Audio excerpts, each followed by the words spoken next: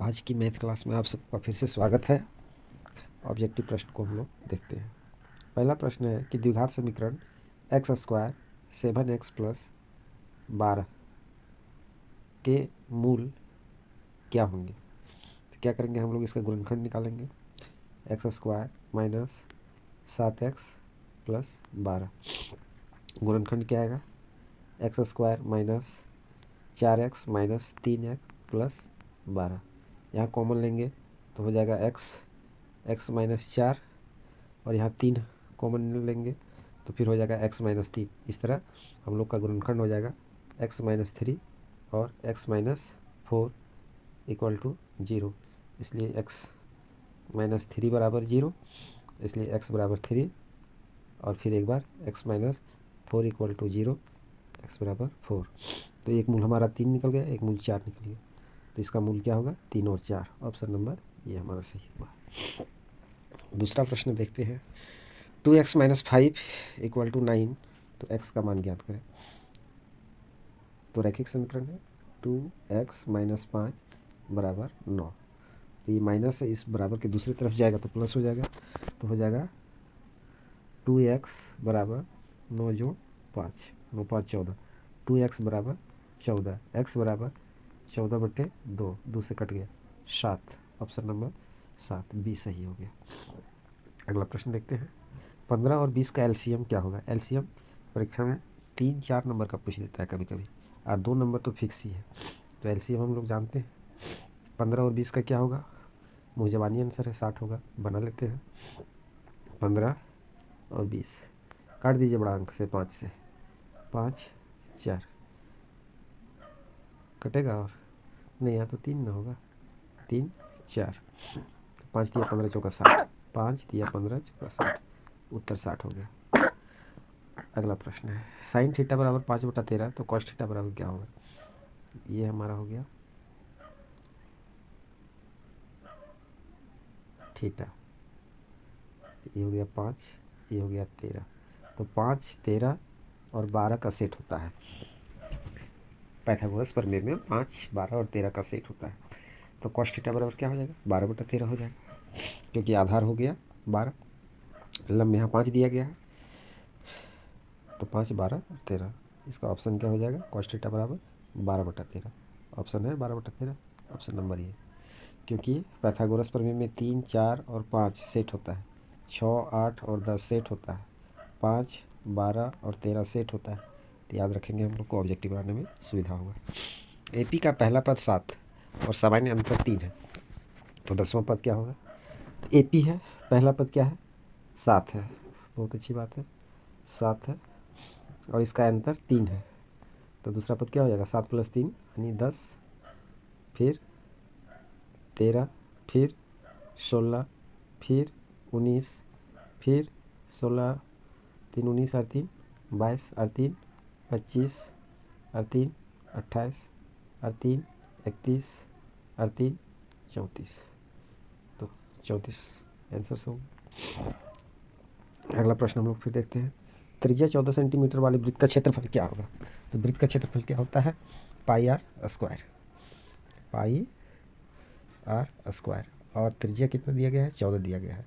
तो पाई 14 का स्क्वायर, पाई की जगह में हम लोग लिखेंगे 22/7 गुना 14 गुना 14, 7 से कट गया 2 बार में, तो गुना करेंगे तो कितना होगा, 22 दूनी 44, 44 को 14 से गुना करेंगे, गुना कीजिए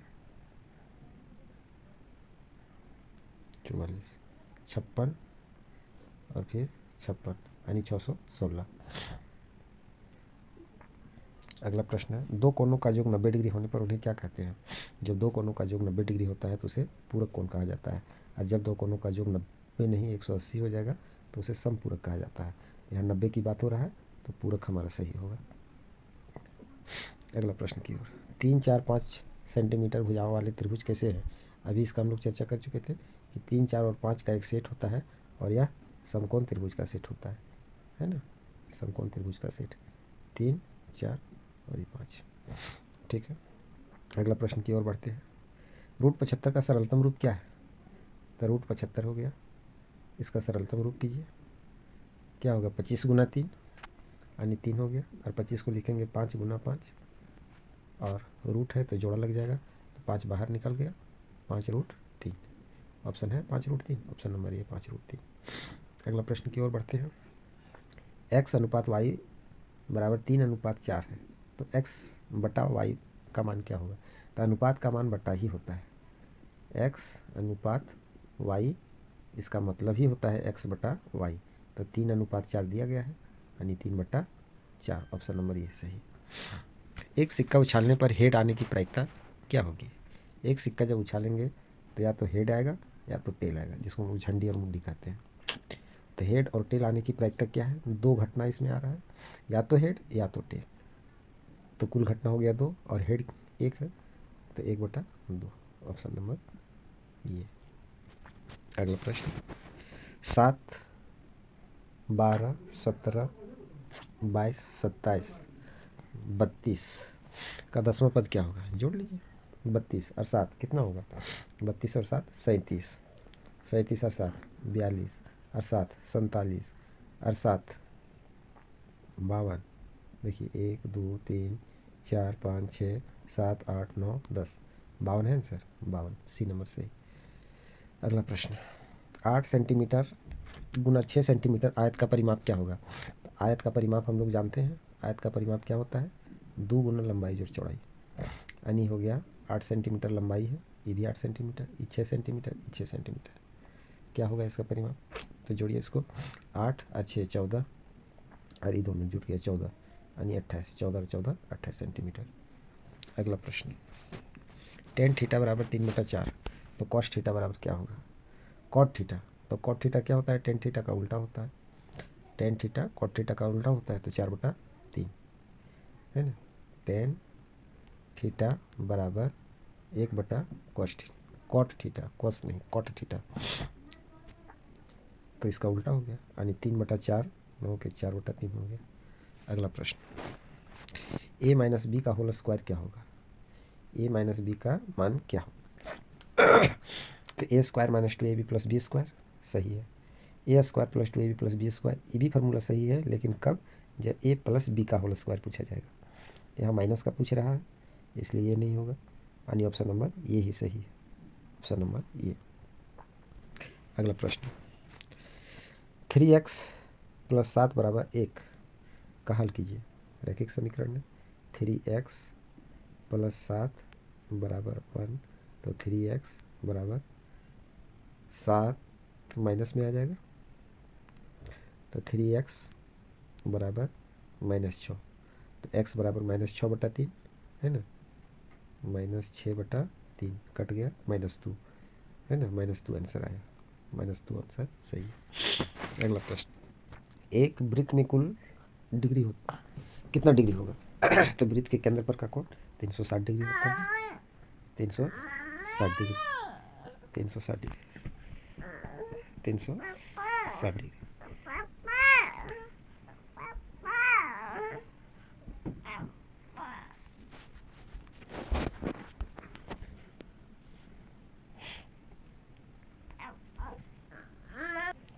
12, 18 और 24 का HCF क्या होगा? अगर पूछ दिया HCF, तो 12 है, 18 है और 24 है, बहुत अच्छी बात है, 12, 18, 24 है, तो 12 का गुणनखंड हो गया 2 गुना 2 गुना 3, 18 का गुणनखंड हो गया 2 गुना 3 गुना 3, और 24 का गुणनखंड हो जाएगा 2 गुना 2 गुना 2 गुना 3। अब इसमें देखिए मिल क्या रहा है? ये 3 मिल रहा है, ठीक है, ये 2 मिल रहा है, ठीक है, और कुछ मिल रहा है?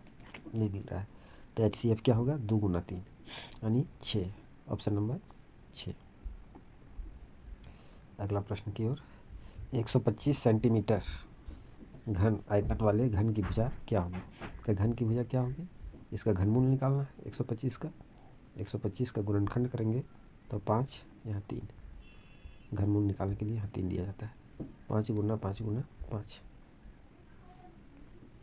3 का जोड़ा लगेगा इसमें, और 3 का जोड़ा लगेगा तो 5 आया। Option number 5। अगला प्रश्न, 5/8 का दशमलव रूप। 5 को 8 से भागा दीजिए। 5 हो गया, 8 से भागा दीजिए। भागा जाएगा? नहीं जाएगा, 0। यहाँ दशमलव, यहाँ 0 हो गया। 48 कै बार में गया? 6 बार में।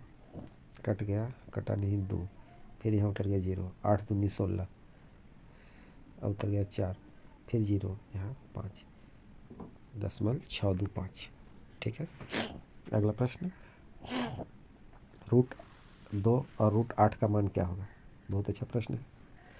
√2 प्लस √8। √8 को हम लोग लिख सकते हैं 2√2। √2 प्लस 2√2, तो 2√2 और √2 बराबर 3√2। ऑप्शन 3√2। फिर से समझ लीजिए, √8 बराबर 2√2 कैसे लिखेंगे? 2 गुना 2 गुना 2, 2 का जोड़ा लग गया, 2 का जोड़ा लग गया, 2 बाहर, 2√2 है ना। 2√2 और प्लस √2, 3√2। अगला प्रश्न, 1 किलोमीटर बराबर कितना सेंटीमीटर? वाह। 1 किलोमीटर बराबर 1000 मीटर। 1000 मीटर। और 1 मीटर बराबर 100 सेंटीमीटर। तो इस पर 2 जीरो और डाल दीजिए। 3 जीरो और 2 जीरो, 5 जीरो। देखिए 5 जीरो कहाँ है? 1 2 3 4 5, 1 पर 5 जीरो। 2x - 3y बराबर 6 किस प्रकार का समीकरण है? किस प्रकार का समीकरण है? तो यह एक रैखिक समीकरण है। और कैसा रैखिक समीकरण है? तो 2 चर वाले रैखिक समीकरण है, क्योंकि इसमें x भी है और y भी है। तो 2 चर वाले रैखिक समीकरण है। द्विघात समीकरण नहीं है, क्योंकि द्विघात समीकरण होने के लिए 2 का स्क्वायर होना चाहिए। अगला प्रश्न की ओर, बहुत इंपॉर्टेंट क्वेश्चन। 2 बिंदुओं के बीच की दूरी क्या है? तो 2 बिंदुओं के बीच की दूरी का फार्मूला क्या होता है? √x1 - x2 का स्क्वायर प्लस y1 - y2 का स्क्वायर।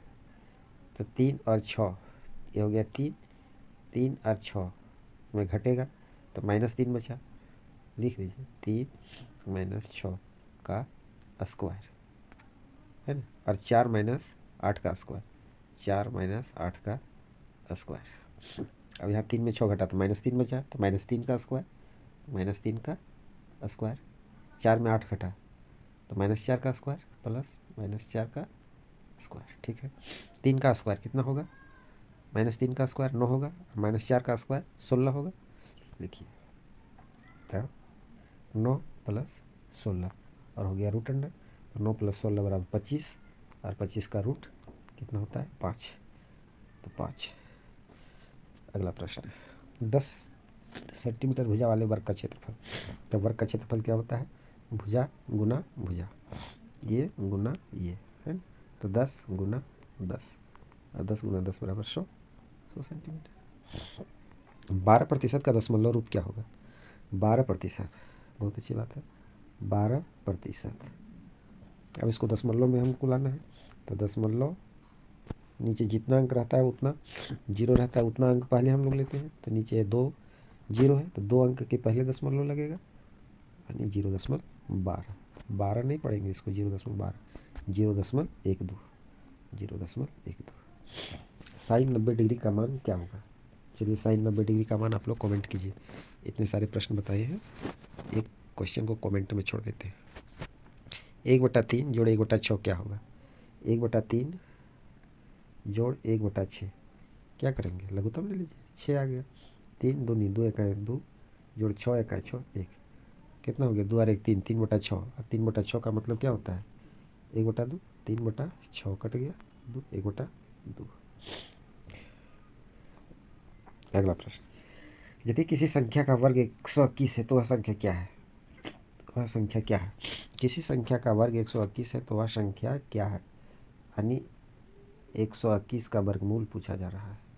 तो 121 का वर्गमूल 11 भी होगा और -11 भी होगा। क्यों?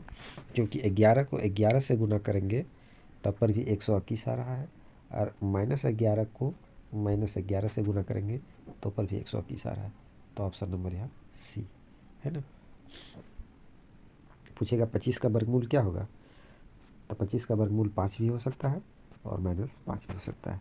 बच्चा क्लास में हम लोग प्लस को ही लेके चले थे, क्लास जैसे हम लोग का बढ़ रहा है, नियम कानून भी बढ़ रहा है, इसलिए इसको हम लोग को देखना है। किसी त्रिभुज की कोई भुजा बराबर नहीं होती। किस त्रिभुज में कोई भुजा बराबर नहीं होती? समकोण त्रिभुज, समकोण त्रिभुज में तो 90 डिग्री का कोण होता है। समभुज में सभी भुजा बराबर होते हैं। समद्विबाहु, समद्विबाहु में 2 भुजा बराबर होते हैं। और विषम बाहु त्रिभुज है ना, विषम बाहु त्रिभुज में कोई भी भुजा बराबर नहीं होगा। इस प्रकार आज के प्रश्न समाप्त हुए। हमारे वीडियो में बने रहने के लिए धन्यवाद। नेक्स्ट वीडियो में फिर से एक नया प्रश्न का सेट लाएंगे। तब तक के लिए बहुत बहुत धन्यवाद।